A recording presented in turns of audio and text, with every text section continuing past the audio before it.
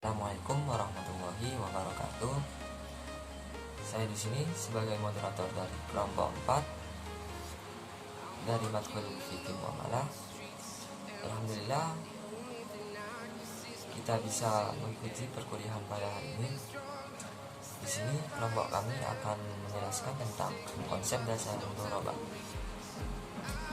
Untuk materi 1 dan 2 yaitu saya sendiri, dan materi ketiga yaitu saudara Riki. Assalamualaikum warahmatullahi wabarakatuh. Perkenalkan, nama saya Muhammad Riki, NIM 077. Nah, di sini saya sebagai pemateri ketiga yang akan menjelaskan mengenai syarat dan rukun mudharabah. Dan untuk pemateri keempat yakni saudari Sofi. Assalamualaikum warahmatullahi wabarakatuh. Nama saya Alfiani Rahmawati NIM 10 sebagai pemateri keempat. Baik, ya tidak memakan waktu yang lama, saya sebagai pemateri 1 dan 2 akan menjelaskan tentang pengertian mudharabah. Biar tidak lama-lama, saya akan menjelaskan apa itu pengertian mudharabah. Mudharabah adalah perjanjian atas suatu jenis perkongsian di mana pihak pertama shahibul mal menyediakan dana dan pihak kedua yaitu mudharib bertanggung jawab atas pengelolaan usaha, dan keuntungan hasil usaha dibagikan sesuai dengan nisbah porsi bagi hasil yang telah disepakati bersama sejak awal. Maka semisal kalau rugi, shahibul mal akan kehilangan sebagian imbalan dari hasil kerja keras dan manajerial skill selama proyek berlangsung. Namun, menurut Imam Sarakhsi, salah seorang pakar perundangan Islam yang dikenal dalam kitabnya Al-Mabsul, telah memberikan definisi mudharabah dan keterangan sebagai berikut. Perkataan mudharabah ialah diambil daripada perkataan darb, yaitu usaha di atas bumi. Dinamakan demikian karena mudharib atau pengguna modal orang lain berhak untuk bekerja sama bagi hasil atas jeripayah dan usahanya. Selain mendapatkan keuntungan, ia juga berhak untuk mempergunakan modal dan menentukan tujuannya sendiri. Baik, yang kedua yaitu landasan hukum mudharabah. Para imam madzhab sepakat bahwa hukum mudharabah adalah diperbolehkan. Namun di dalam Al-Quran tidak secara khusus menyebutkan tentang mudharabah dan lebih mencerminkan anjuran untuk melakukan usaha. Di antara dalil yang memperbolehkan praktek akad mudharabah ini sebagai berikut. Yang pertama yaitu Al-Quran. Ada ayat-ayat yang walaupun tidak langsung tetapi maksud dan tujuannya dapat digunakan sebagai dasar atau landasan kebolehan mudharabah. Seperti contoh ayat tentang perintah mencari karunia Allah Subhanahu wa taala. Di antara firman Allah Subhanahu wa taala yaitu sebagai berikut. A'udzu billahi minasyaitonir rajim.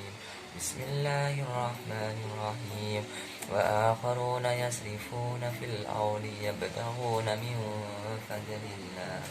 Yang artinya, dan orang-orang yang berjalan di muka bumi mencari sebagian karunia Allah. Ayat tersebut menjelaskan bahwa sebagai manusia yang hidup di mana, maka kiranya kita senantiasa mencari rezeki dengan bermuamalah. Salah satunya yaitu dengan kerjasama antara manusia. Di dalam Al-Quran, termasuk dalam ayat di atas, memang tidak ada secara tegas menerangkan tentang pelaksanaan mudharabah. Tetapi dari berbagai ayat tentang muamalah dapat diambil kesimpulan bahwa untuk bekerja sama mudharabah itu diperbolehkan.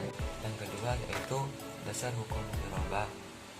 Selain Al-Quran, hadis juga sebagai salah satu sumber hukum Islam juga memberikan landasan tentang mudharabah. Adapun hadis tentang mudharabah adalah sebagai berikut. An Sahih radhiyallahu anhu anna Nabi sallallahu alaihi wasallam qala salasa fihinnal birkah al-bay'u ila ajal wal muqarada wa khuld al-barri bis-sha'ir lil baiti la lil bay'i rawahu Ibnu Majah bi isnad dhaif. Hadis dari Hasan bin Ali Al-Khalaf, hadis dari Bashar bin Sabit Al-Badar, hadis dari Nasir bin Al-Qasim, dari Abdurrahim bin Dawud, dari Salih bin Suhaib dari ayahnya berkata, Rasulullah SAW bersabda, ada 3 hal yang di dalamnya ada berkah: jual beli yang temponya tertentu, muqaradah nama lain dari mudharabah, dan mencampur antara bur dengan syair untuk rumah tangga, bukan untuk dijual. Hadis Sahihul Ibnu Majah. Yang ketiga yaitu ijma. Di antara ijma yang mengenai mudharabah adanya riwayat yang menyatakan bahwa golongan dari sahabat menggunakan harta anak yatim untuk mudharabah, yaitu perbuatan tersebut tidak ditentang oleh sahabat lainnya atau bisa dikatakan diperbolehkan. Dan yang keempat yaitu kias. Mudharabah dijelaskan kepada al-musyaqqah atau menyuruh seseorang untuk mengelola kebun. Di antara manusia ada yang miskin dana tetapi mau bekerja, sedangkan mereka tidak memiliki modal. Dengan demikian, adanya mudharabah ini ditujukan antara lain untuk memenuhi kebutuhan kedua golongan di atas, yakni untuk kemaslahatan manusia dalam rangka memenuhi kebutuhan mereka, yaitu dengan memperhatikan dasar-dasar hukum yang telah dikemukakan di atas, dan yaitu dari Al-Quran, hadis, ijma, serta kias ini. Semuanya menunjukkan bahwa perikatan berbasis mudharabah adalah hukumnya diperbolehkan. Malah perikatan seperti itu sudah terjadi semenjak zaman Rasulullah SAW dan sahabat. Baik, untuk materi selanjutnya yaitu tentang syarat dan rukun mudharabah yang akan dijelaskan oleh saudara Riki. Untuk waktunya dipersilahkan. Nah, selanjutnya di sini saya akan membahas mengenai syarat dan rukun mudharabah. Yang pertama, saya akan membahas mengenai syarat mudharabah. Adapun syarat-syarat mudharabah, yang pertama adalah adanya shahibul mal dan mudharib yang sudah balik dan berakal sehat. Hal ini dikarenakan mudharib bekerja atas perintah dari pemilik modal, dan hal ini mengandung unsur wakalah atau mewakilkan. Selain itu, syarat keduanya juga harus saling cakap untuk melakukan perbuatan hukum. Tidak hanya unsur yang mengganggu kecakapan seperti gila, sakit, dan lain sebagainya. Karena hal ini mengenai hubungan kerjasama antara kedua belah pihak yang memiliki peran sangat penting satu sama lain, sehingga diharuskan mereka memiliki kesehatan baik secara fisik maupun secara batin. Yang kedua yaitu adanya modal yang diserahkan dalam bentuk yang jelas, bukan hutang. Nah, modal ini adalah sejumlah uang yang diberikan dari investor kepada mudharib atau pengelola usaha untuk mengelola usahanya, seperti itu.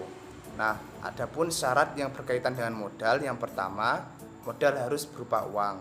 Yang kedua, modal harus jelas dan diketahui jumlahnya. Yang ketiga, modal harus tunai, bukan hutang piutang. Nah, yang keempat, modal harus diserahkan kepada mitra kerja. Nah, selanjutnya syarat yang ketiga dari mudharabah yaitu adanya ijab dan qabul. Nah, ijab dan qabul ini harus diucapkan oleh kedua belah pihak yang mana menunjukkan kemauan mereka atau saling rela di antara pihak satu dan pihak kedua. Yang mana dari pihak kedua ini menyebutkan lafaz qabul seperti saya setuju, saya terima, dan lain sebagainya. Apabila telah terpenuhi ijab dan qabul, maka akad mudharabahnya telah sah. Nah, syarat yang keempat yaitu adalah terdapat nisbah keuntungan. Nah, nisbah keuntungan ini adalah jumlah yang didapat dari kelebihan modal. Keuntungan harus dibagi secara proporsional antara kedua belah pihak, yaitu pihak pertama atau pemilik modal dan pihak pengelola usaha. Misalkan kita itu dibagi 50-50, 60-40, 70-30, bahkan bisa 99 dengan 1. Nah, itu sesuai dengan kesepakatan bersama di awal akad. Nah, biasanya hal ini dilakukan menggunakan notaris sebagai saksinya. Nah, selanjutnya di sini saya akan menjelaskan mengenai rukun-rukun mudharabah. Adapun rukun-rukun mudharabah yang pertama adalah akid atau pemilik modal dan pekerja modal.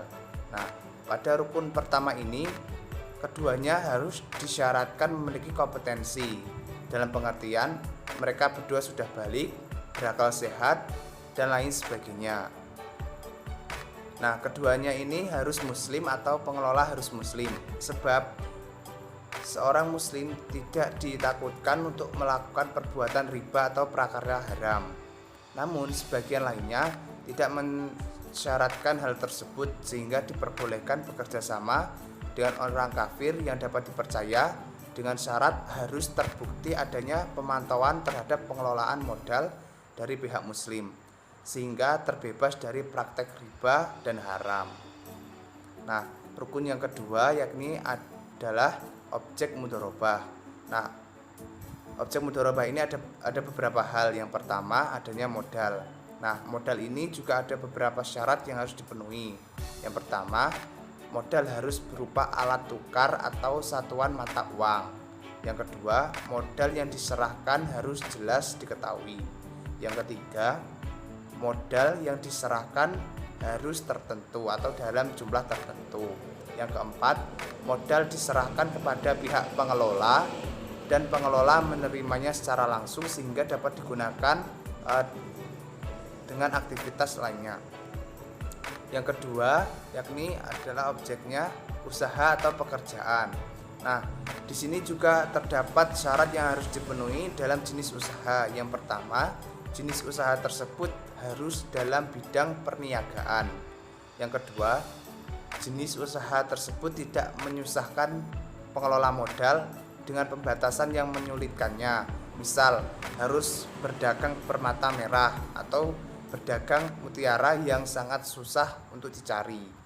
Nah, yang ketiga, pengelola modal dilarang mengadakan transaksi perdagangan barang-barang haram seperti minuman keras, daging babi, dan lain sebagainya. Nah, objeknya yang ketiga yaitu adalah laba atau keuntungan.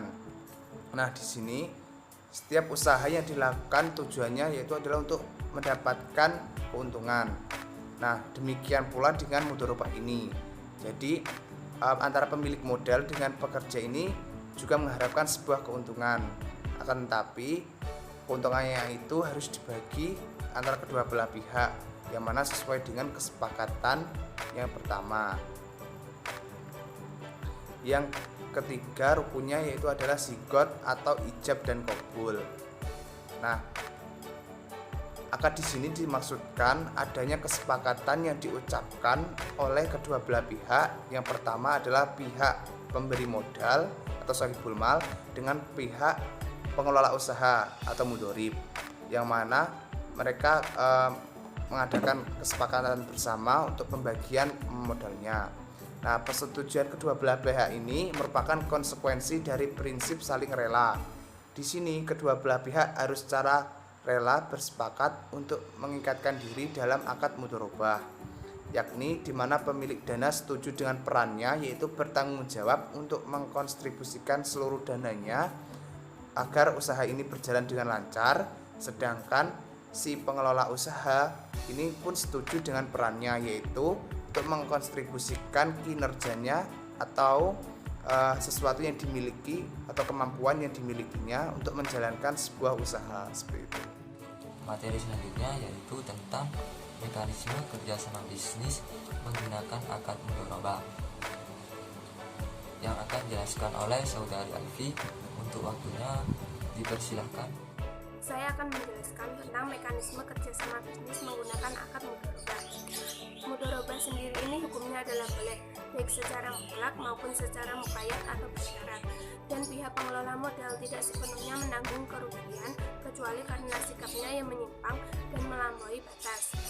Kerugian dalam mudharabah ini mutlak menjadi tanggung jawab si pemilik modal, dengan catatan pihak pengelola tidak melakukan kelalaian dan kesalahan prosedur dalam menjalankan usaha sesuai dengan syarat-syaratnya. Kerugian dari pihak pengelola modal adalah dari sisi tenaga kerja dan waktu yang telah dikeluarkannya tanpa mendapat keuntungan. Usaha mudharabah ini sendiri dapat dibatasi waktunya dan dibatalkan oleh salah satu pihak dari pemilik modal maupun pengelola modal karena tidak ada syarat keberlangsungan terus-menerus dalam transaksi usaha mudharabah ini. Pembiayaan bagi hasil berdasarkan akad mudharabah pada bank syariah. Akad mudharabah dalam pembiayaan adalah akad kerjasama suatu usaha antara pihak pertama, yaitu yang menyediakan seluruh modal, dan pihak yang bertindak selaku pengelola dengan membagi keuntungan usaha sesuai dengan kesepakatan yang dituangkan dalam akad. Sedangkan kerugian ditanggung sepenuhnya oleh bank syariah, kecuali jika pihak kedua melakukan kesalahan yang disengaja. Fitur dan mekanisme pembiayaan mudharabah yaitu antara lain: yang pertama, bank bertindak sebagai pemilik dana atau sahibul mal yang menyediakan dana dengan fungsi sebagai modal kerja, dan nasabah bertindak sebagai pengelola dana atau mudharib dalam kegiatan usahanya. Yang kedua, bank memiliki hak dalam pengawasan dan pembinaan usaha nasabah walaupun tidak ikut serta dalam menjalankan usahanya. Antara lain, bank dapat melakukan review dan meminta bukti-bukti dari laporan hasil usaha nasabah berdasarkan bukti pendukung yang dapat dipertanggungjawabkan.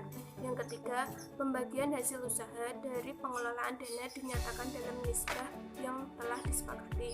Yang keempat, nisbah bagi hasil yang disepakati tidak dapat diubah sepanjang waktu investasi, kecuali atas dasar kesepakatan antar pihak.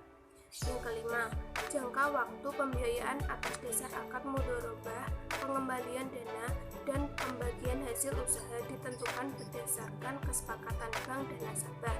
Yang keenam, pembiayaan atas dasar akad mudharabah diberikan dalam bentuk uang atau barang, serta bukan dalam bentuk piutang atau tagihan.